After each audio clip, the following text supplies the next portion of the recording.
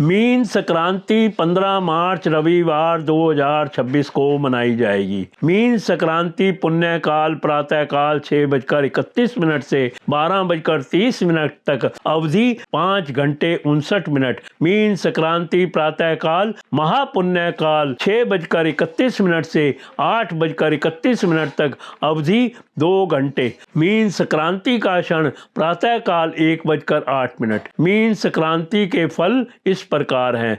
व्यापारियों के लिए यह संक्रांति अच्छी है। वस्तुओं की लागत सामान्य होगी। भय और चिंता लाती है। लोग खांसी और ठंड से पीड़ित होंगे।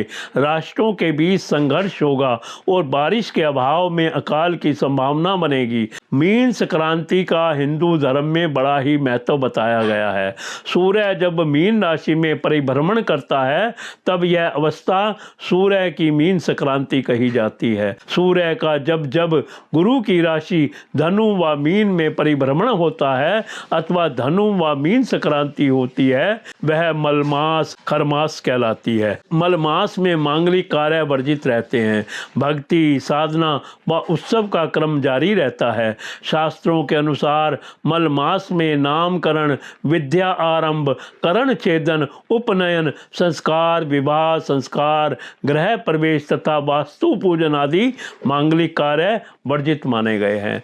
सूर्य की मीन संक्रांति में भले ही मांगलिक कार्यों पर विराम रहता है किंतु भक्ति का क्रम जारी रहता है।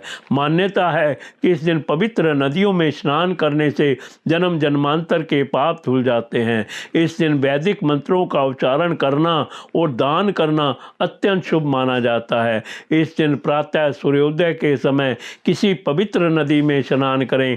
यदि संभव ना हो तो घर पर ही जल में गंगा जल मिलाकर स्नान करें। स्नान करते समय सूर्य देव को नमस्कार करें और उनसे अच्छे स्वास्थ्य की प्रार्थना करें।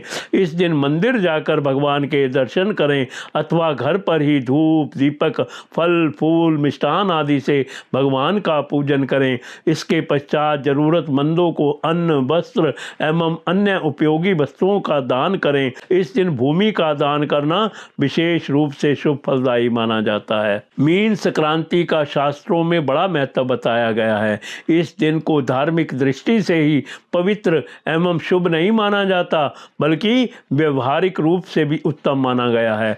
मीन संक्रांति से सूर्य की गति उत्तरायण की ओर बढ़ रही होती है। उत्तरायण काल में सूर्य उत्तर की ओर उदय होता दिखता है और उसमें दिन का समय बढ़ता जाता है जिससे दिन बड़े और रातें छोटी होती हैं और प्रकृति में नया जीवन शुरू हो जाता है। इस समय वातावरण और वायु भी स्वच्छ होती है। ऐसे में देव उपासना ध्यान योग पूजा तन मन और बुद्धि को पुष्ट करते हैं।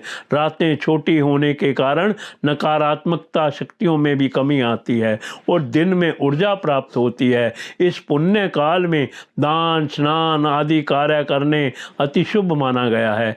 तीर्थ या धार्मिक स्थलों में स्नान करने के लिए पुण्य काल को लिया जा सकता है। मीन संक्रांति का पर्व सूर्य की आराधना उपासना का पावन पर्व है जो तन मन और आत्मा को शक्ति प्रदान करता है। इस दिन से मलमास का आरंभ होता है। इसलिए मलमास की अवधि में मांगलिक कार्य जैसे नामकरण विद्या आरंभ उपनयन संस्कार विवाह संस्कार गृह प्रवेश आदि वर्जित माने गए हैं। इसलिए इन शुभ कार्यों को नहीं करना चाहिए।